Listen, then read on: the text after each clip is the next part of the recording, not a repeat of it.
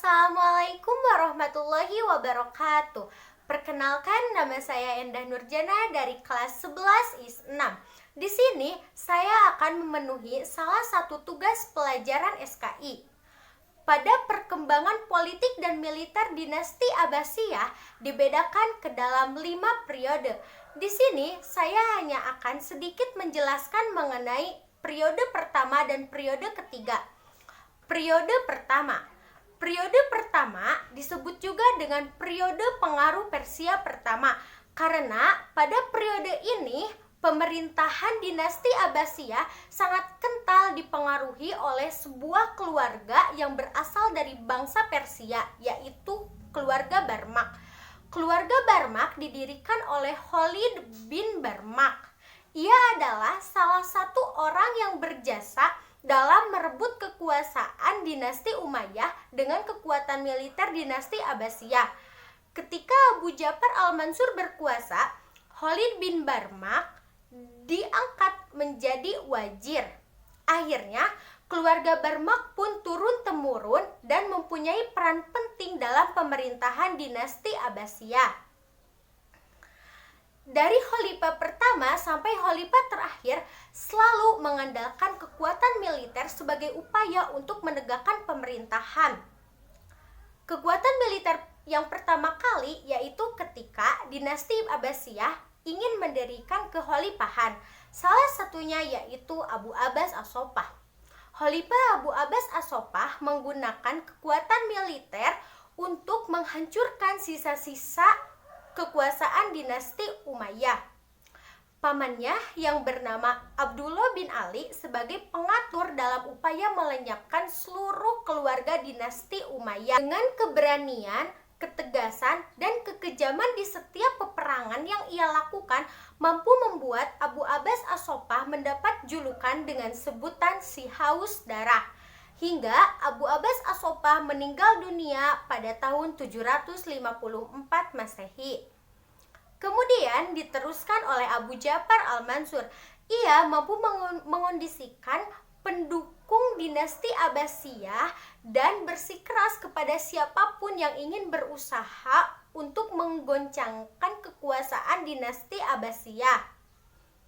Salah satu contohnya yaitu ia menghentikan pemberontakan yang dilakukan oleh Abdullah bin Ali. Padahal Abdullah bin Ali adalah pamannya sendiri. Namun masalahnya pada saat itu Abdullah bin Ali diangkat menjadi gubernur Suriah oleh Abu Abbas As-Sopah disertai dengan janji menjadi khalifah. Namun kenyataannya yang menggantikan Abu Abbas As-Sopah menjadi khalifah Abu Ja'far al-Mansur, sehingga Abdullah bin Ali merasa kecewa dan langsung memberontak ke Abu Ja'far al-Mansur. Untuk mengatasi pemberontakan tersebut, Abu Ja'far al-Mansur mengutus Abu Muslim al-Khurasani untuk menumpasnya di dekat Nasibin. Akhirnya, Abu Muslim al-Khurasani pun bisa menumpas Abdullah bin Ali di sana. Dalam perkembangan selanjutnya, Abu Ja'far al-Mansur berpikir secara politis bahwa dengan adanya Abu Muslim al-Khurasani bisa mengancam kedudukannya karena Abu Muslim al-Khurasani memiliki kekuatan militer yang sangat kuat. Akhirnya, Abu Ja'far al-Mansur pun menggeser Abu Muslim al-Khurasani dari Khurasan menjadi gubernur di Suriah. Namun, pernyataan tersebut ditolak oleh Abu Muslim al-Khurasani karena menurutnya Khurasan adalah daerah saya sendiri. Akhirnya, Abu Muslim al-Khurasani pun dijatuhi hukuman mati pada tahun 755 Masehi. Singkat cerita, pada tahun 758 Masehi terjadi pemberontakan Rawawudiyah, yaitu pemberontakan yang dilakukan oleh para pengikut Abu Muslim al-Khurasani untuk menuntut balas kematian Abu Muslim al-Khurasani. Setelah dapat diredam, muncul kembali pemberontakan-pemberontakan yang lain, seperti pemberontakan yang dilakukan oleh Muhammad bin Ibrahim. Di Mesopotamia juga ada pemberontakan yang dilakukan oleh kaum Hoyar dan Kurdi. Namun pada saat itu Abu Ja'far al-Mansur mengutus Khalid bin Barmak untuk menjadi gubernur di sana dengan tujuan untuk meredakan pemberontakan tersebut. Disusul dengan pemberontakan kaum Khawarij. Namun pada saat itu Abu Ja'far al-Mansur juga mengutus Aqlab untuk meredam pemberontakan tersebut. Kekuatan militer juga dikerahkan dalam usaha urusan luar negeri. Pada saat itu, ia ingin merebut kembali Spanyol dari Abdullah ad-Dahil. Namun kenyataannya gagal. Kemudian diteruskan oleh Al-Mahdi. Namun kepemimpinannya tidak sejalan dengan kepemimpinan yang dilakukan oleh ayahnya karena ia menghadapi lawan dengan lemah lembut.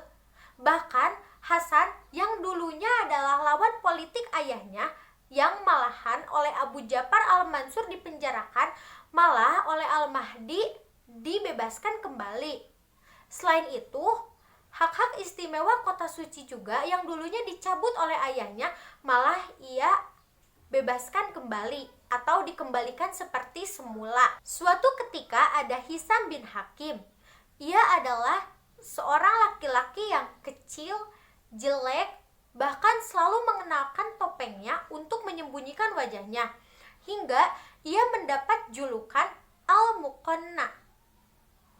Bahkan ia juga mengaku sebagai nabi yang berkerudung, dan itu termasuk menentang pemerintahan Bani Abbasiyah. Ada juga seorang syekh yang bernama Ibnu Abdul Qudus yang menyebarkan ajaran Zoroastrianisme terselubung dan penganutnya disebut dengan jindik. Namun semua itu bisa diberantas oleh Khalifah dinasti Abbasiyah.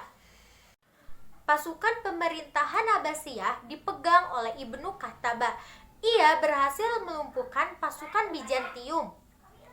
Khalifah berikutnya yaitu Al-Hadi. Ini sangat sebentar dalam memimpin pemerintahan dinasti Abbasiyah, sekitar 1 tahun, karena ia sakit dan meninggal dunia.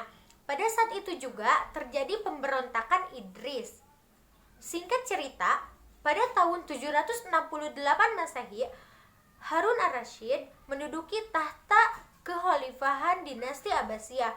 Ia merupakan khalifah yang paling termasyhur dalam Daulah Abbasiyah karena namanya pun menjadi legenda dalam kisah 1001 malam. Ia mampu menjalin hubungan politik dengan para penguasa seperti raja di daratan Cina.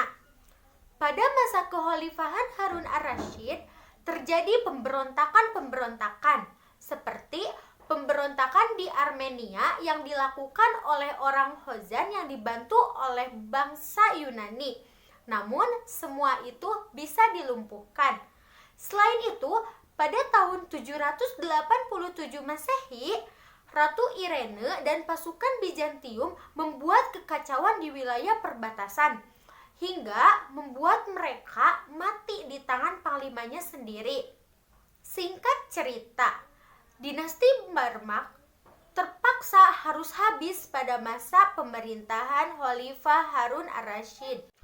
Keluarga Barmak yang dulunya berhasil mendukung para khalifah sebelumnya, bahkan mereka mendirikan istana yang megah, sehingga dengan keadaan itu bangsawan merasa iri dan cemburu. Fazal bin Rabi memberi laporan kepada Harun ar-Rasyid bahwa keluarga Barmak ingin melakukan gerakan bawah tanah untuk menghancurkan Daulah Bani Abbasiyah. Seketika itu, keluarga Barmak langsung diberi hukuman oleh Harun ar-Rasyid.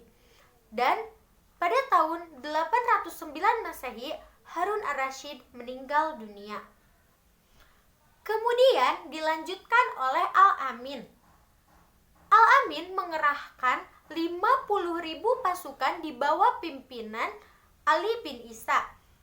Pertempuran tersebut terjadi pada tahun 811 Masehi. Singkat cerita, hasil dari pertempuran tersebut yaitu Al-Ma'mun mampu menghabisi Al-Amin. Akhirnya Al-Ma'mun mampu menguasai Baghdad. Secara politis, kemenangan Al-Ma'mun atas Al-Amin sebagai dominasi Persia atas Arab. Selama 6 tahun pertama dinobatkan sebagai khalifah, Al-Ma'mun belum menduduki tahta kekuasaan dinasti Abbasiyah karena ia ingin menghabiskan waktunya untuk mendalami ilmu pengetahuan di Merv, yaitu di daerah Khurasan.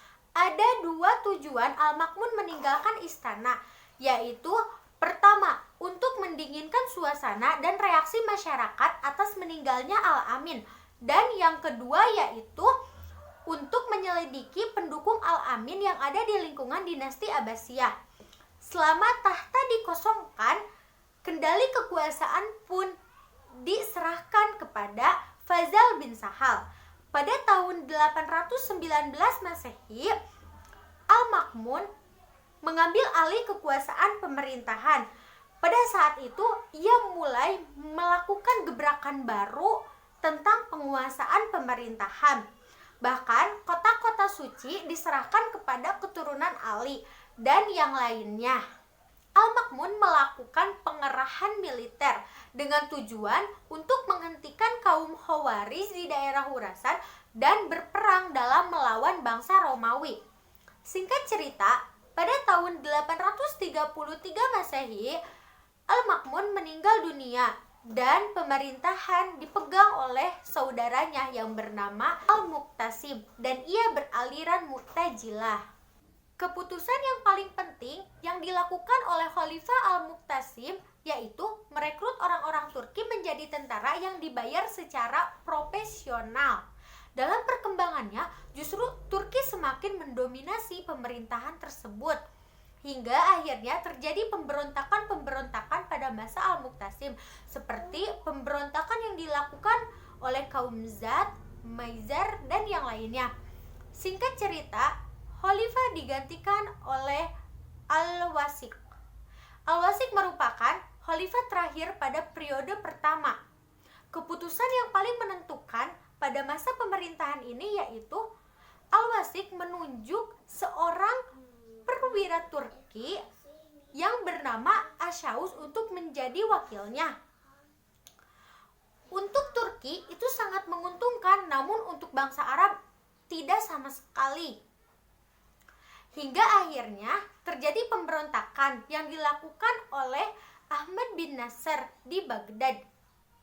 Dan hingga akhirnya ia pun diadili karena melakukan bid'ah dan ia merupakan pahlawan Mu'tazilah. Selanjutnya, saya akan sedikit menjelaskan mengenai periode ketiga.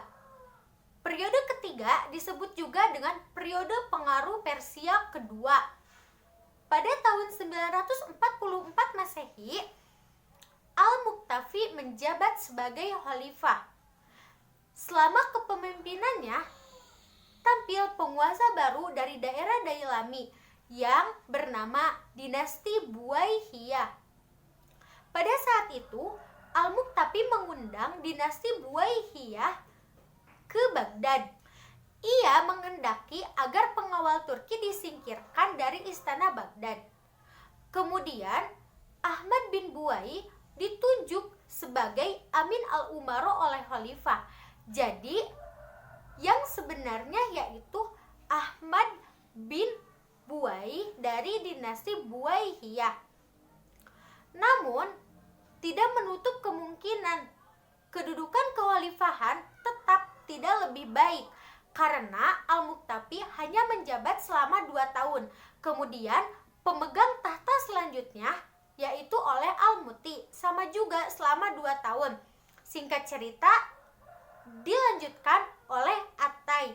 Ini memang lama, dari 947 Masehi sampai 991 Masehi.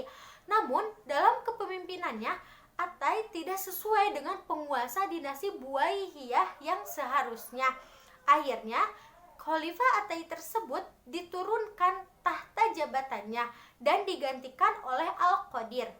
Khalifah Al-Qadir adalah salah satu khalifah yang harum namanya karena ia terkenal dengan kesolehan dan berakhlak mulia. Kemudian, ia menurunkan tahta kepada anaknya yang bernama Abu Ja'far Abdullah yang bergelar Al-Qaim. Namun, khalifah-khalifah pada periode ini tidak bisa menjaga stabilitas politik di pemerintahannya, sehingga keadaan pun tidak sering stabil. Penyebab utamanya yaitu adanya perebutan jabatan Amir al-Umaro, para petinggi dinasti Buwaihiyah. Sekian penjelasan dari saya. Mohon maaf banyak kesalahan. Wassalamualaikum warahmatullahi wabarakatuh.